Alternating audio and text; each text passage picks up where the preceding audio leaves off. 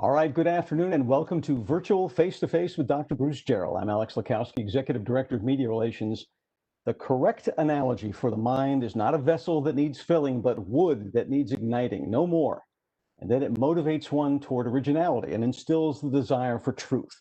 That was first and second century philosopher and teacher Plutarch. Many of us probably remember reading Plutarch's Lives of the Ancient Greeks and Romans in the high school or undergraduate history. But that was from his essay titled Listening to Lectures. That is the actual title. I'm sure that title sounds a lot more interesting in the original Greek. But in that essay, he was exhorting students not merely to listen and be filled up with knowledge one time. No, he said their curiosity should be ignited and burn brightly and turn learning into a lifelong endeavor. 19 centuries later, we're still just as concerned with learning and growing throughout our lives and enhancing our understanding of the world and our place in it.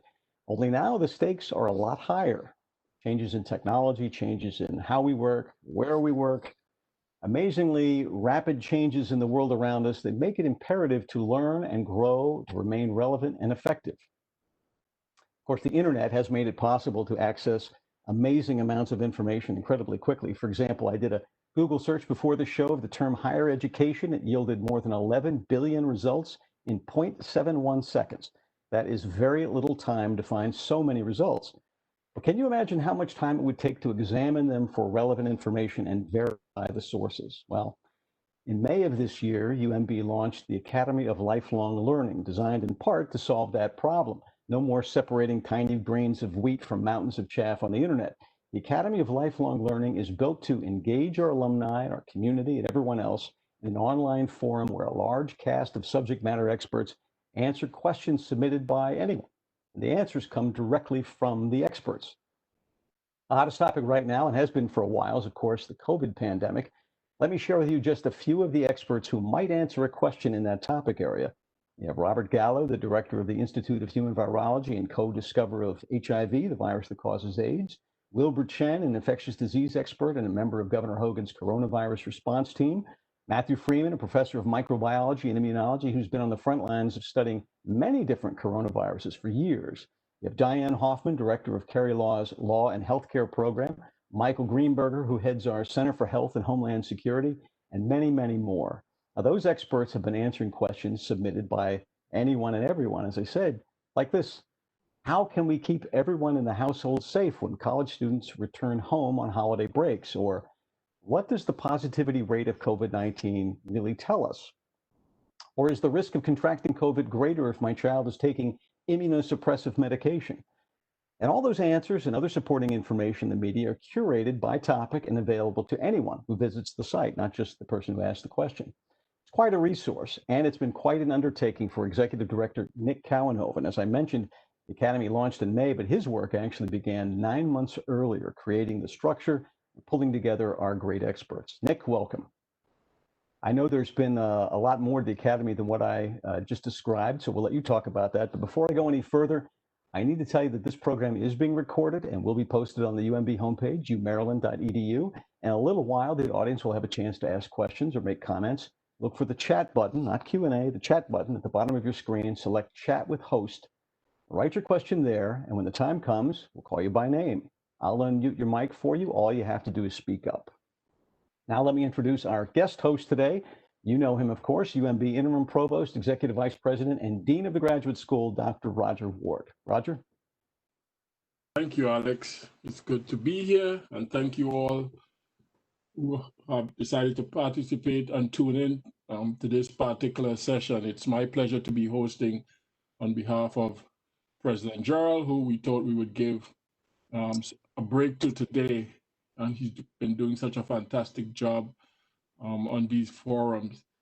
I'm pleased to be here with Nick because if you're like me and you spent, coming up on 25 years now in higher education, you know, in the academy, as we call it, you don't often have the opportunity to create something from scratch. That's just not what happens in higher education. We are steeped in tradition. We rely, of course, on evidence to evolve what we're doing, and we do that well. And we create new programs, we modify programs, but again, it's not often, especially as a research institution like ours, that you get to create something from whole cloth. And that's the opportunity I had in partnership with our former president, President J. Perman, who is now Chancellor Perman, of course, when we started brainstorming at the end of one of my one-on-ones with him about education. As you all know, Dr. Perman is an educator at heart. He's a pediatrician, and even when he was president, he continued to teach students in his own clinic. I too, when anyone asks me how I think of myself professionally, I always say first, I'm an educator. I think some of you know that I'm also trained as an attorney. But for me, I'm an educator first and foremost. And in fact, I teach every semester. Folks who work with me closely know that. So we always, myself, Dr. Perman, would get into these conversations about education and how we could continue to engage our current students in education. And it's in one of those meetings about education that we started thinking about our alumni. And the good job, obviously, we did educating them, graduating them to the point where they're now our alumni. We started having conversations about, well, what are their educational needs as alum beyond what they would do in terms of taking continuing education units to maintain their license in whatever discipline, profession we educated them to perform. And that conversation led to what I had recently read about the notion of the T-shaped learner, which sort of like launched this whole concept of the Academy of Lifelong Learning. I'll probably let Nick at some point talk about how that concept helped shape the academy. But in short, a T-shaped learner, if you think about it, what we do, of course, here at UMB is that we educate students in a number of disciplines across 6 professional schools and our graduate school. And if you think about the letter T, the capital letter T, the stem of that T is what we do here. We educate students steeped in a specific discipline. And for generations, in fact, that's what academies like ours did, educate folks steeped in a particular area. Well, of course, as Alex mentioned, we live in a knowledge economy. Knowledge is generated a lot faster and certainly distributed more widely. And what has been happening over time is that industries, including those that our students graduate and go work in, started demanding that students, in addition to being steeped in their particular discipline, are also educated in a bunch of other areas, not on a superficial level, but with some depth, although not as deep as the stem of the T. Hence, the horizontal part of the T, and that's where the education continues. So these days, when you talk to employers, and I spend time talking to employers and others who educate our students, they welcome and they expect students to be T-shaped learners. That is, have mastery of a particular discipline, but also have the ability to learn across other disciplines. And the expectation is that they would continue to do so even as their career grows. And so, in part, what started out for us, the Academy, was focusing on making sure that to the extent that we graduated these alums and that they're out there and they have this need to continue to receive education beyond continuing education required for their licenses, what we asked ourselves, what are we doing as an institution to make sure that we're providing those opportunities for that learning to happen? And that sort of like launched the idea of creating what is now called, of course, the Academy for Lifelong Learning. And it turned out that lifelong learning as a concept had meaning in the literature, in research and publications that were done on the topic. And it's with that in mind that we said we needed to go out and find someone appropriate to bring on board, and in a relatively short period of time, research the field, research the area, and tell us what we should design and how we should design an academy here to meet those needs. And hence, Nick, So Nick, maybe let's start by asking you first to talk a little bit about where we found you and what background you bring to this position, and then tell us exactly what exactly is lifelong learning and how does that fit in with this whole concept of nurturing the T-shaped learner.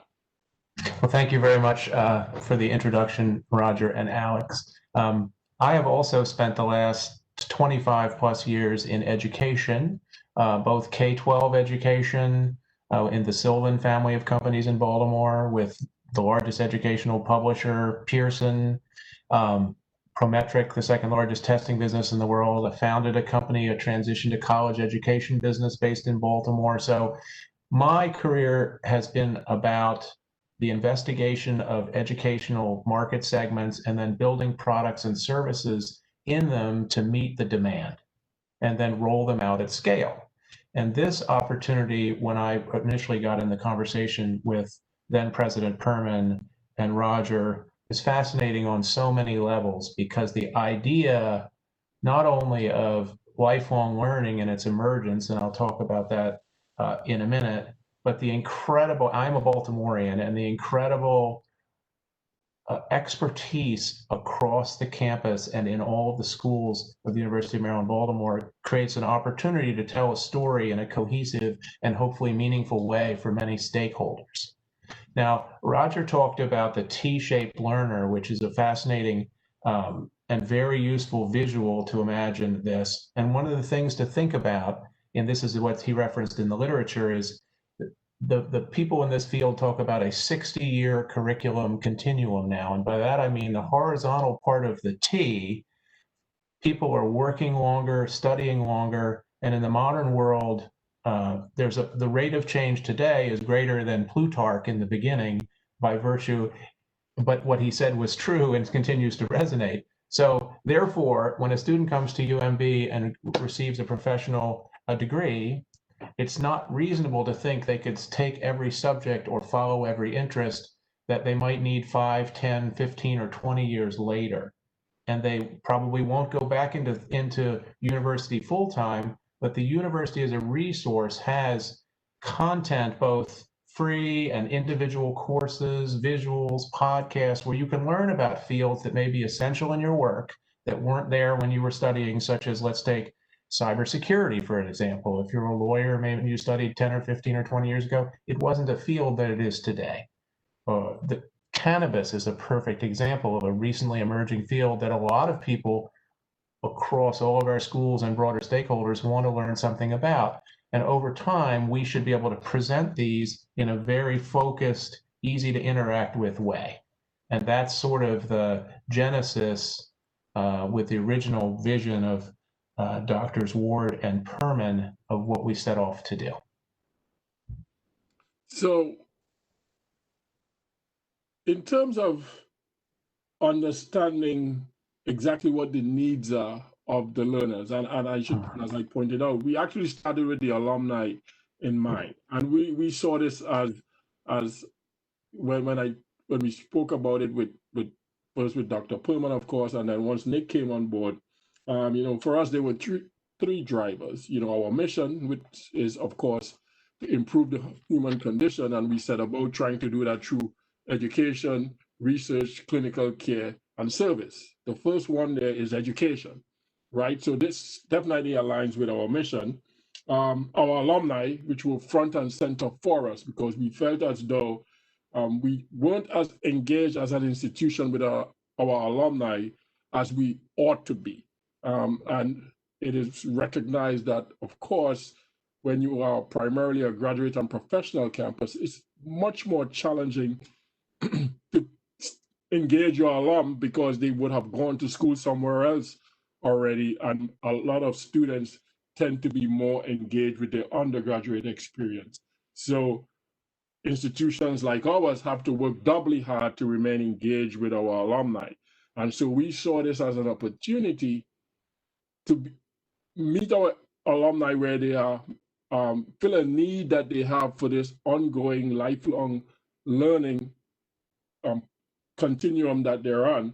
And then, of course, the third reason we thought this had validity was our community. We are a public institution. We are here to serve the public good. We say it in our mission.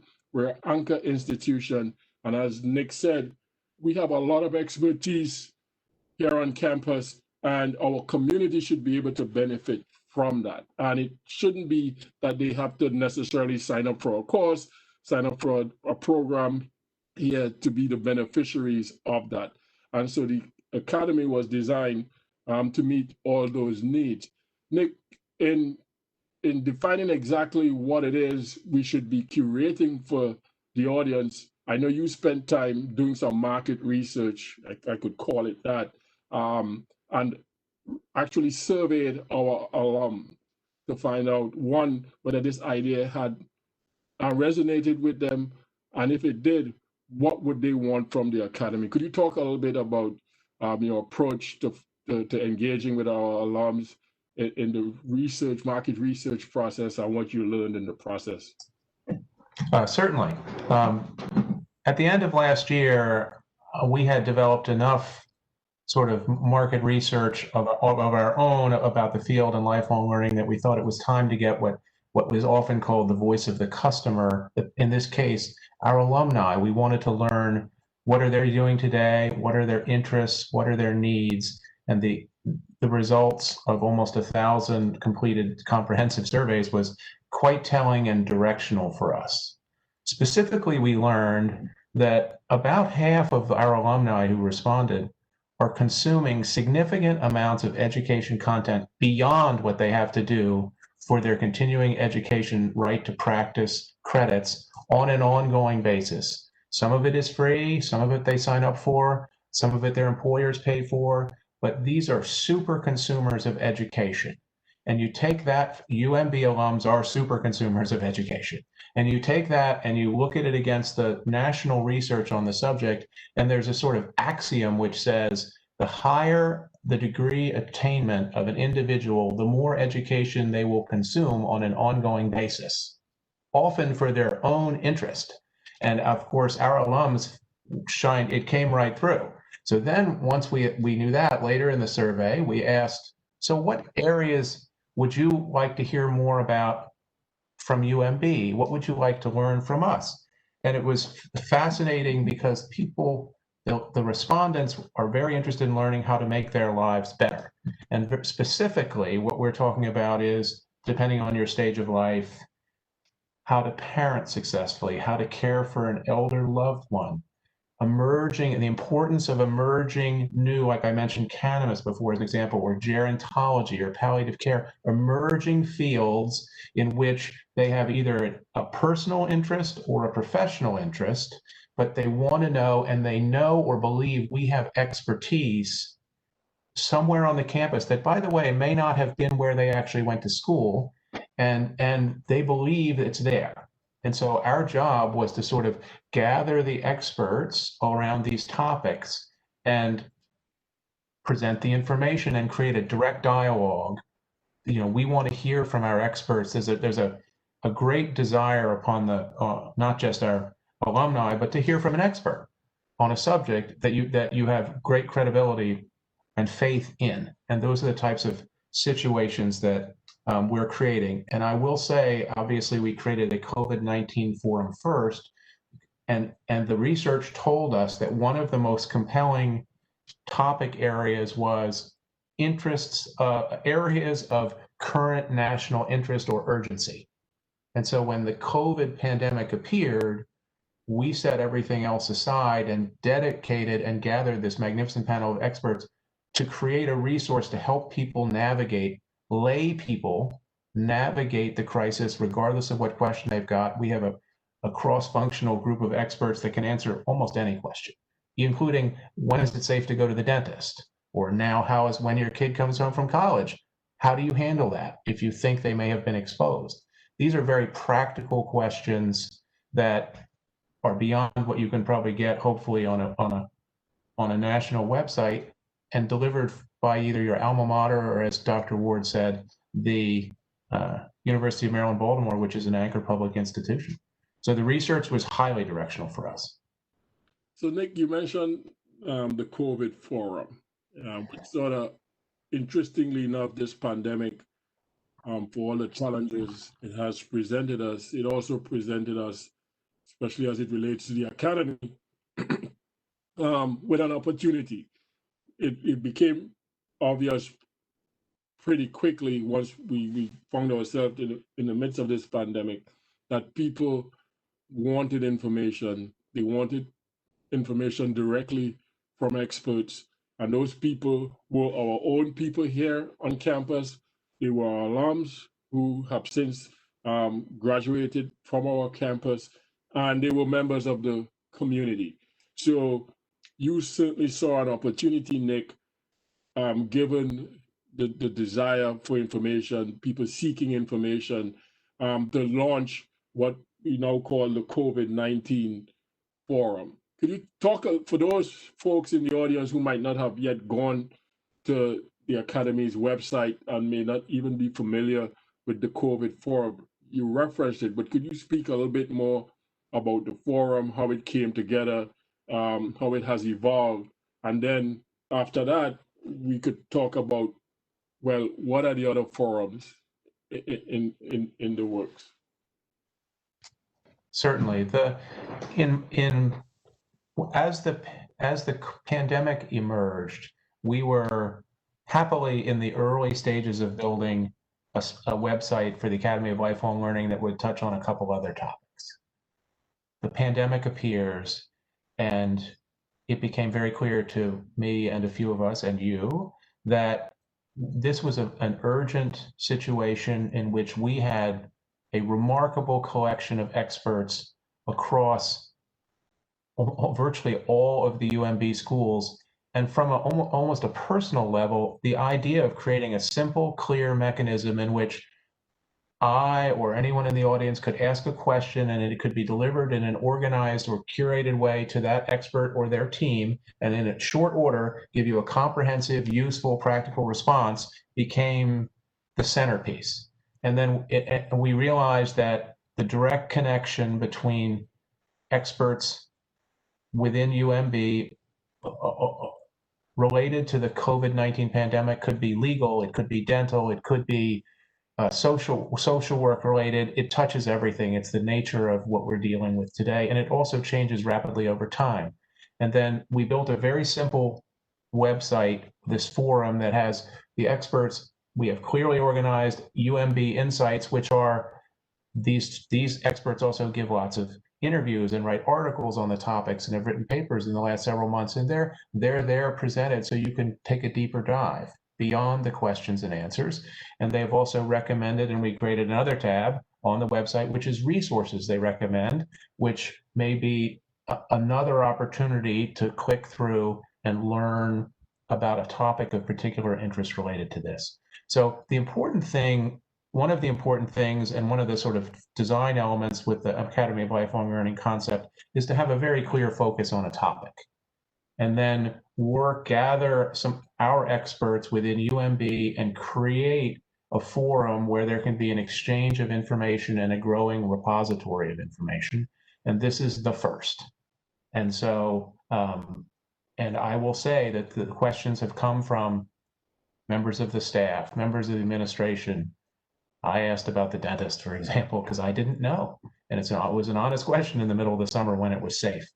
From West Baltimore, from high school students we work with in the Community Engagement Center, want to know, in the middle of the summer, whether it was safe to go into a municipal pool or it's safe to go into a public restroom. These things matter, and they cross all of our lives, and they're sort of evolving with the pandemic and the weather.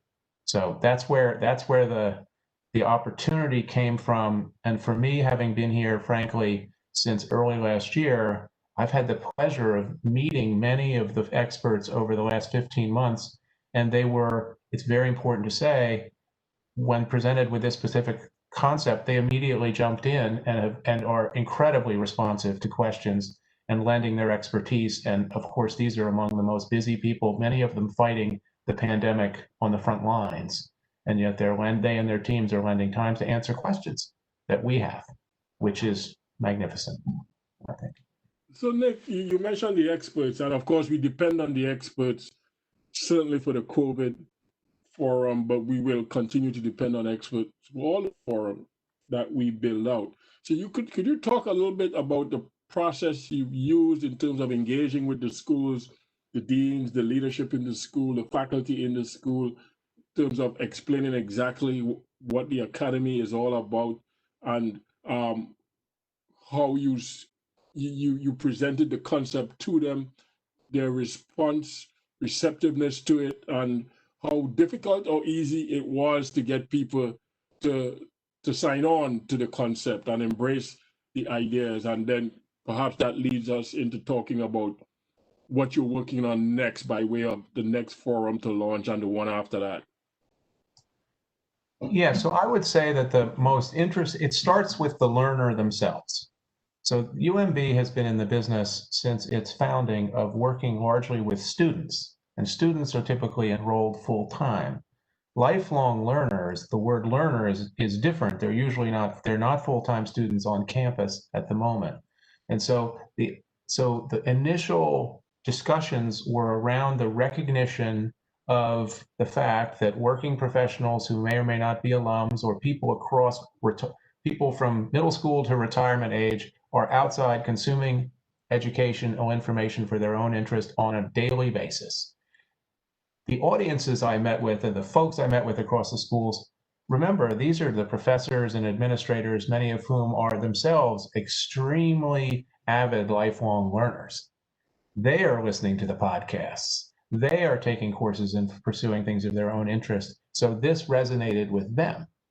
And so when one of the founding concepts or original concepts of the Academy of Lifelong Learning here at UMB was it should showcase some of our interprofessional expertise across the schools.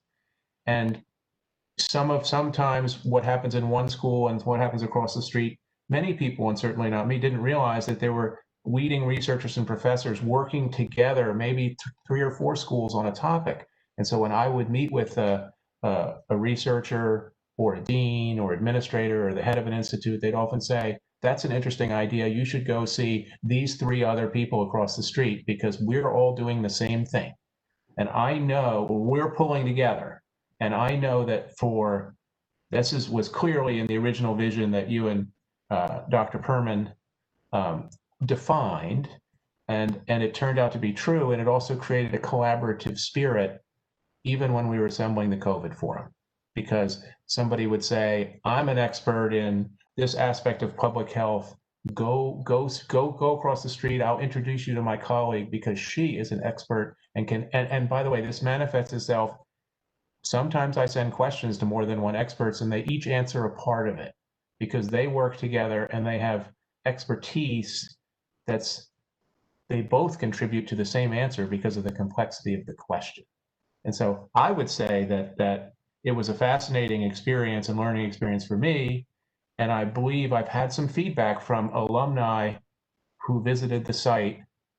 And they said, for example, I was a dental student. I didn't realize so much was going on across the school around topics like this. And that's very important to know, just not only as a resource, but as an understanding of really the breadth and power of UMB. So Nick, talk about the COVID forum is up. It's active. There are a couple dozen questions in there at this point, probably more. We have quite a number of featured experts just on this topic alone. What are you working on next in terms of another room in the house, if you will? And maybe you could talk, you and I in a conversation, talk about the academy just as a house with different rooms, and every room is a forum. What's the next room you're working on? Parenting.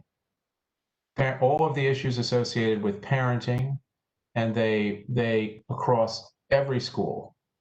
How to work with children. It has a pandemic-related issues.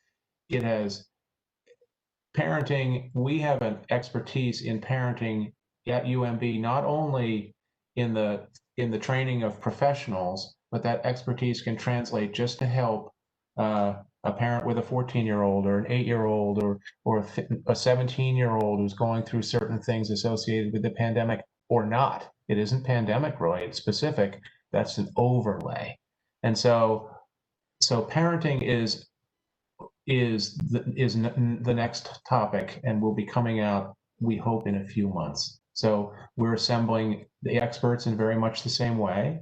We'll create a responsive forum. There's a richness of detail across the schools associated with parenting.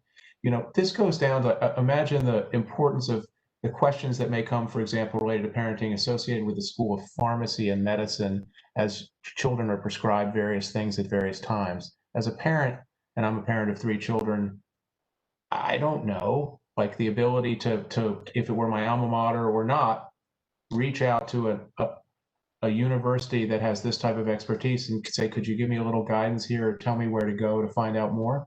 That would be a great help. And so that's where we're going next.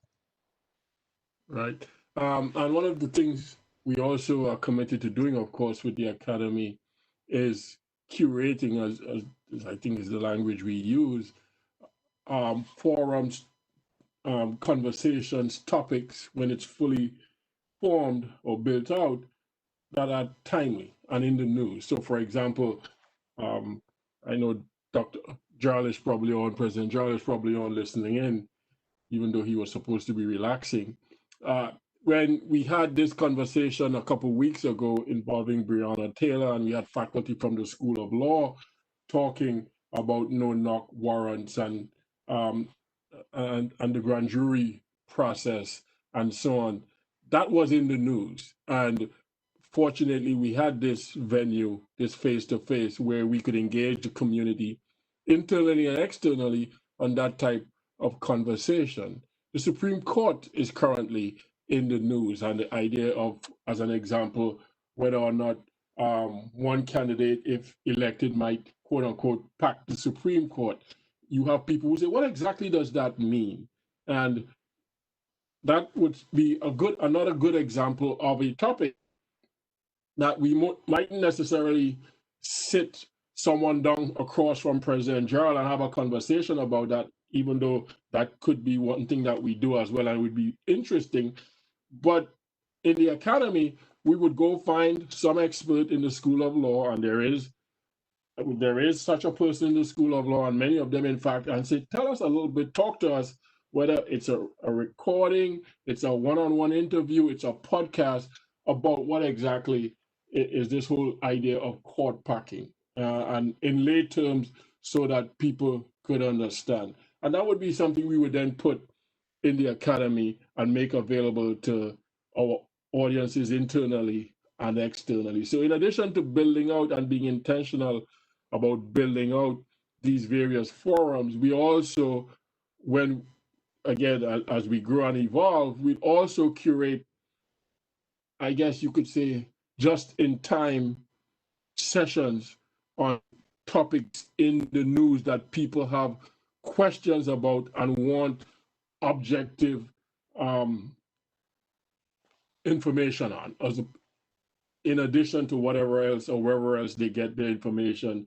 Sometimes that information is colored by perspective and point of view, and sometimes people just want to know, I just want to understand the concept and what it means, its historical roots and so on. And we think the Academy is a good place to give people the opportunity to get at that type of information. Alex, do we have any questions so far? We have a lot of questions. I'm going to jump one question ahead because it's a question, it's an anonymous question, but I think it's one that's on the minds of almost everybody in the audience, which is, you've talked a lot about continuing education as the first stop at each school, but how is the Academy of Lifelong Learning going to interact with each school's continuing education division? Nick, you want to talk about that? We spent a great deal of time thinking about that when we were establishing the Academy. Sure. I see, and we see the Academy of Lifelong Learning as a gateway into the continuing education programs of the schools, meaning if we attract alumni and other people to our educational content and they become interested in pursuing, for instance, a new student, a new person for continuing education is interested in taking continuing education from one of our schools, we will deliver that person into that area so that they can pursue that. We are confident through research and other ways that the Academy of Lifelong Learning is designed to present the educational content that many of these people are already consuming beyond what they need for continuing education. That's where the lifelong learners are doing significant extra educational consumption of education on an ongoing basis. So we see ourselves as hopefully a representative and very focused series of forums on topics that are meaningful to a broad audience. And if people need or want to go further into an area to get continuing education, we will make that happen. We should be additive. Right. This is a little bit off topic, but it's related. So I want to get this in because Cherise Singleton had a question about, she's a staff member. She has a master's degree. Does UMB offer tuition remission for certification purposes? I know that's not what ALL does, but that's what we're talking about right now. Roger, you can probably answer that. So that is a good question. And when I started at UMB, I was hired by Melinda Orlin, who was then the vice president for academic affairs. And she would talk about certificates. And she would say, Roger, when you're talking about certificates around here, there are certificates, small C certificates, and big C certificates, right? So we could do so for example, we started the Emerging Leaders program, and that for staff internally, free program, and it's professional development for people who have the potential to lead and want to understand exactly what leadership is and develop leadership skills and competencies and so on. And it's a year-long program. And at the end of the program, they receive a certificate signed by the president, myself, and others. And they hang it up on the wall, and it looks nice. But it's not that's a small C certificate, I would say. It doesn't mean that the learning that they got from participating in that program wasn't exceptionally valuable and meaningful. And we know it is, because the program is, 8-9 years now. And we could point to people who participated in that program who have since moved up into the organization and assumed significant leadership roles that they attribute to what their participation in that program. So the learning certainly was meaningful, and they got a certificate, small C certificate. Then we have big C certificates, and the graduate school is a good example. These would be certificates that are not full master's degrees. They're 12 credits, and they're approved by MHEC to be offered by the institution as a smaller credential to one of the professional degrees that we offer, smaller than the PhD, smaller than the master's, but a certificate, but recognized as an educational credential, approved by UMB, approved by the border regions, and approved by MHEC, the Maryland Higher Education Commission, as a certificate for which you could get financial aid to take that certificate. And we have any number of those certificates. And I know Dr. Lilly is probably out there listening in as well. Those certificates, if I'm not mistaken, employees can use tuition remission because those are recognized educational credentials to pursue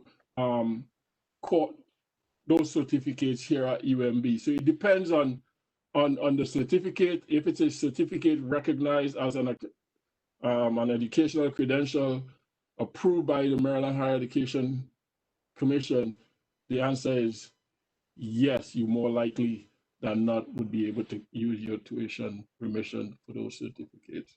Great. We have a lot of questions about related to the topics that you may choose. You mentioned one coming up. Let me bring in Mary Field. And Mary, go ahead, ask your question. Hi, good afternoon, Dr. Ward and Nick.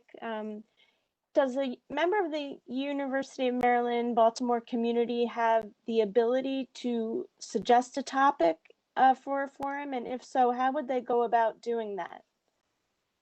Thank you.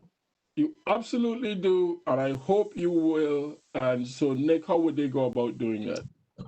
Well, there are two ways to do that. One is to reach out directly to me, and there's also on the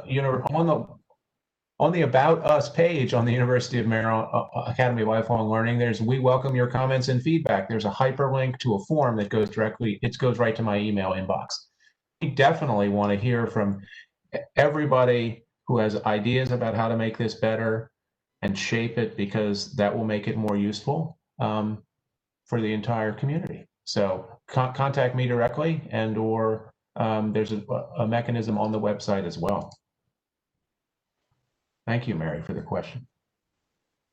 It will not surprise you to learn that in the audience, it's our favorite blacksmith / transplant surgeon who asks, what kind of activity are you getting on the website, particularly for social issues versus medical issue inquiries? What's the balance? Are people expressing a lot? And I would understand, during the time of pandemic, there were a lot of medical issues, or are we getting social issues as well? I would say that because the initial forum is COVID-19 related, within the COVID-19 related forum, there are public health issues that dominate, that are translated down to the family level, meaning how do I navigate this situation? How do I deal with my college-age son or daughter when they come back? What about travel sports? What about how do I go to the doctor safely? Then there are questions that are broader, that have been in the legal realm, very interestingly, and that are somewhat certainly social issues, like when a vaccine comes, is it just going to be for rich people? These are questions that some of our legal scholars have answered based on precedent and how they do it. So the questions are, the dominant number of questions is, I would call, family health related and how to act safely, but they go across the spectrum. And that's one of the reasons the breadth and depth of the expertise is so fascinating, because they can handle these questions. And many of those folks have worked for decades on just these very questions. And the other thing I would add to that, Dr. Jarrell, thanks for the question, is that one of the forums, and Nick knows this, and I guess this goes back to my own education, that I keep saying to Nick, this has to be one of the first ones up, which is a social justice forum, because we know that those types of questions, given the myriad of issues that pop up in our society, there are tons of opportunities and questions there. And we have our School of Law, School of Social Work, and even we have our public health program here. There's and across all the other professional schools and the graduate school as well. So Nick mentioned the next forum being on parenting, and Nick, you should probably give Michelle Zabel a big shout out, because she's going to be your anchor tenant in that in that forum. But our social justice forum, because of who we are as an institution and as a public institution, is the next logical one for us to launch. By the way, we had a comment about that, about social justice being something not only that would be informative for people, but something they could use. I'm guessing the person is a social work student or faculty member out in the community to help inform their work in the community. Is that something you've thought about, or you talked to people about? Yes, I think that is definitely the case. And so let's assume from a planning standpoint that parenting is 2 and social justice is 2A. And then the question is, though this is a virtual forum for many reasons, how do we make it resonate within a community? And we did that. We made a foray into that this summer using the question and answer capability in the Academy of Lifelong Learning with the Community Engagement Center, with folks who are working with families. This can become, and probably must become, an essential element of every forum we create. And we should just continue to build on that and use and expand its capability, not only in UMB, but in all the constituents we serve in the state of Maryland, for example. President Jarrell often talks about the Eastern Shore and where he came from, and Western and Appalachia. And there's no reason we can't do more concerted outreach over time using the Academy's capabilities to connect our experts and bodies of information with issues there. All right, let's take a different direction. Laura Lee has a question. It's interesting to sort of reach beyond the realm we've been talking about. Laura, are you there? I am here. Go ahead. Thank you for taking my question. I'm the mother of an 8th grader and a high schooler. And I wonder, you talk about lifelong learning and reaching out to alumni. I wonder if you are reaching in the opposite direction. And are there any plans to reach out to secondary education providers across the state? Because it seems like a great opportunity for high school students to explore career opportunities in a variety of fields: pharmacy, law, dentistry, all of the schools that we have to offer. So, Nick, do you have the mission of the Academy handy, especially to Laura's question relative to if we're going in the other direction, because it speaks explicitly to that?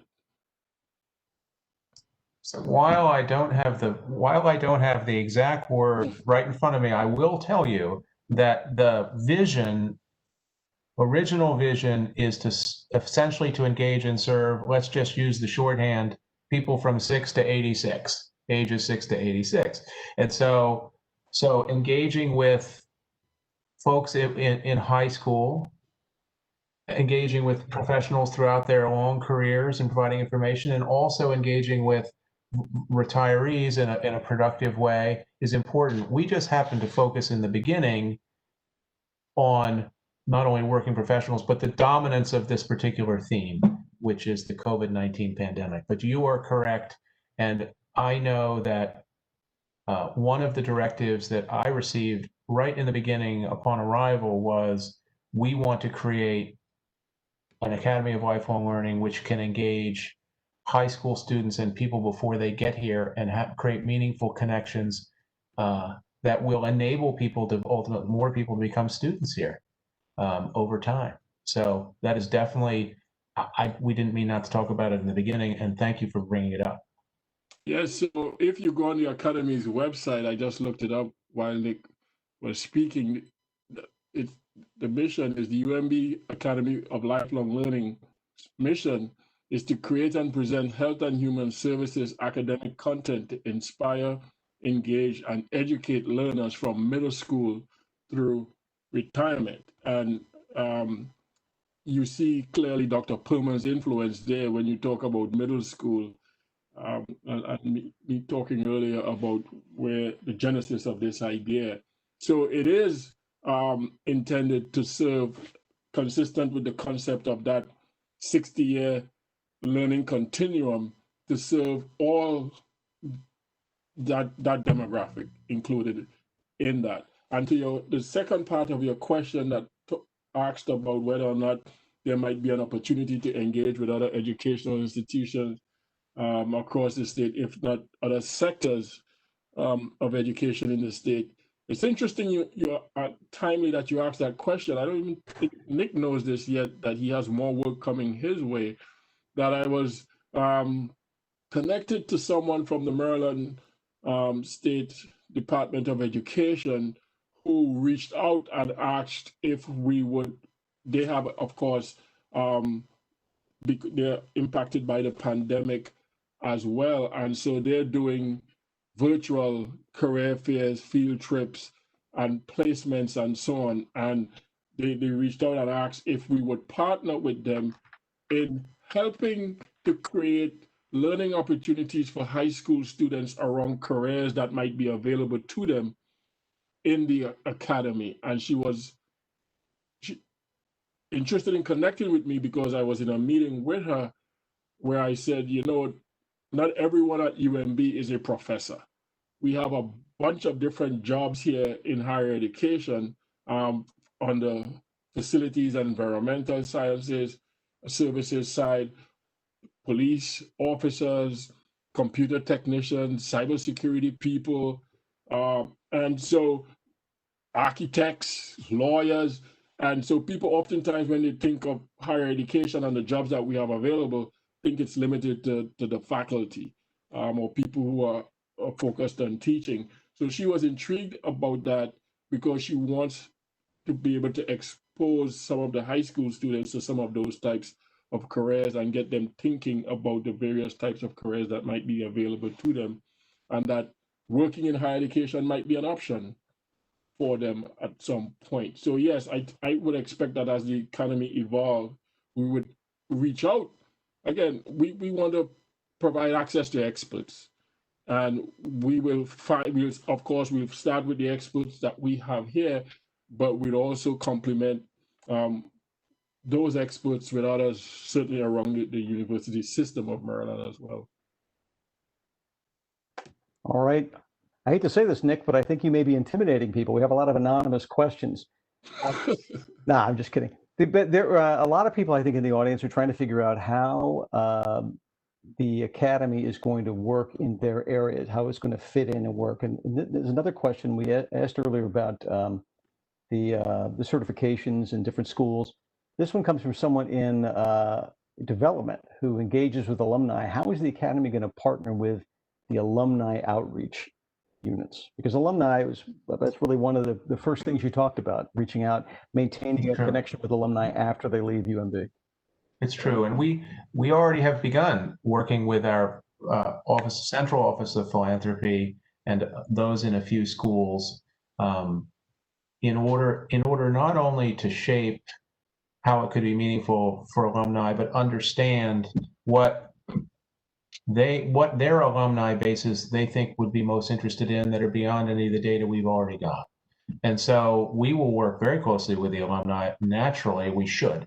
I mean, the philanthropy offices, we should and we will, and we are. That may not answer the question completely, but let me add some context to that, because that came up very early on in our thinking about what the academy should be. Because of course, this is an interesting novel concept, but it's not unique, and I won't pretend that it is. There are some institutions that have been in this space for some time now and have had success. Cornell comes to mind, UVA comes to mind, and Wharton School at Penn comes to mind. And I'm most familiar with the Wharton School because I actually had a conversation. Their program was labeled lifelong learning. So when in conversation with President Perman, I started doing more research. I had a conversation with someone at Wharton about their lifelong learning program. They didn't call it an academy. I can't remember the exact name, but it was a program. And I asked them how it got started, where it got started, and so on. And there was a clear link to the philanthropy program, except that they saw it in support of that program's effort to connect with alums. And what they realized was that they started curating these learning opportunities for the alum, not charging them a $99 fee to attend a webinar or listening on a podcast or something of the sort. They just started creating these free learning opportunities for alums of Wharton. And what they realized was, in partnership with the philanthropy office, because these alums became so engaged, even without asking, they started supporting efforts, fundraising efforts at the institution, because they saw themselves being connected. They appreciated the value that they were deriving from being able to participate in the learning opportunities. And so they were far more engaged and far more likely to support other initiatives at the institution. And so we certainly understand that there is a component to that. And we hope that when the academy is fully built out, or even before, that it adds value. And alums come to recognize that it adds value. And it's in that value, once they recognize that value, that when approached by other offices, including offices in the schools and centrally and so on, to support some initiative not having anything to do with the academy, they feel as though they are connected or reconnected to the institution through the academy, such that they would be more inclined to support those initiatives, as has been the experience at institutions that have done this successfully. I would add that we could, if a particular school, for instance, is having a webinar series at lunch and it's relevant, or lunchtime, let's say, and it's relevant to the broader Academy of Lifelong Learning audience, we would love to present the opportunity for people to register if you have room and be additive to your efforts. We will not only present things we create, but we will want to present things that are created by the schools and create a larger impact for them if they fit. I think that's definitely part of the mission, and we've had conversations with some folks in the philanthropy offices of a couple of schools about that already. We've got two quick questions, both sort of related to what you're talking about. I hope we can squeeze them in. If you're talking about value, I'm going to bring in Charles Chalet, who has a question about value. Charles, go ahead. All right. Yes. Speaking of value, are there plans to monetize this academy, whether in part or whole, or is its mission to perpetually be a free service to take advantage of those philanthropic efforts you mentioned? So that is an excellent question. And Nick, coming from industry, I'm sure, in fact, I know because we've had conversations about whether or not there are opportunities to monetize some aspect of the academy. And for me, I think to the extent that there are opportunities there, we should think about them. One clear opportunity, I think, presented recently, where if you do this well, there are actually corporate partners who would partner with you. Say for example, you're offering a social justice forum. There might be some law firm that is so committed and intrigued by what you're doing that when you're putting on a program, they may say, let us sponsor that program and let us have our name associated with that program. So that might be a monetizing opportunity where the program is free to participants, but a law firm that might be run by one of our grads say, it's a great program and we would like to be associated with it. We would sponsor and support the program. Those are ways in which some programs like this monetize. I think for me, as it relates to individual alums, this should be an asset and a resource and a way of connecting with the institution without having to come out of pocket to participate in these programs. I think there are ways to monetize, to use your language, what we produce here without it, without our alums being having to come out of pocket to participate. That's not what we're aiming for. And I would add to that question, this website currently has, you can make a donation on the website to support the Academy of Lifelong Learning itself, but on the same page, if you're an alum of a specific school and you would prefer or additionally want to direct a gift to a particular school that you attended, you can do that. We can track it and we will deliver those funds to the school. All right, one last thing. Speaking of content, and this is an anonymous question from someone who clearly is aware that there's more than just question and answer on the website. You have videos, you have plans for all kinds of other content. She writes, it seems like this is another way that UMB can create and package content from our incredible experts in different meaningful ways for different audiences. Has the university thought about ways that the schools, CPA, ALL, HSHSL, other departments can work creatively together to develop a centralized library of content? You're still muted, Nick. I said to myself for a moment, that's a big question. And the answer to that question is, so for instance, I've spoken with several times MJ Toohey in the library, for example. And she did not ask this question, by the way, just to put that. The idea of creating a central repository where it's all curated was part of the original design. And we didn't actually put it in motion in March because we shifted gears to focus very closely on the COVID pandemic. But that is it is very astute and makes a ton of sense to gather this type of thing in one place in standard formats, because as you suggested, in the shorthand, there's so much there in terms of content being created constantly across all the schools that it's dizzying, and being able to sort of curate it and get it in one place to present in a place like this should make it user friendly and tell the UMB story in a new way. Okay. Roger, I think we're at the end of our hour. Well, I have to say this has been a stimulating hour for me, at least. And I might be biased because I'm very excited about this project and having had the opportunity to help give it shape and to watch it evolve under Nick's leadership. So Nick, thank you for your leadership.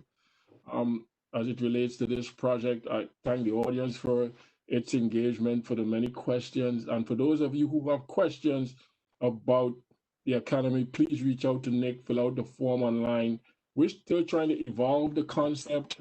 People are still trying to wrap their minds around how it engages with continuing education programs in the schools and other programs in the school. Those are all very, very reasonable questions. And what we're hoping is that the Academy add values, not trespass on people's work that they're doing, but really add and complements what's already existing here at UMB. So thank you. Great. All right. Yes, thank you very much for the opportunity and participation. Thank you all. Thanks everybody. We'll see you next week.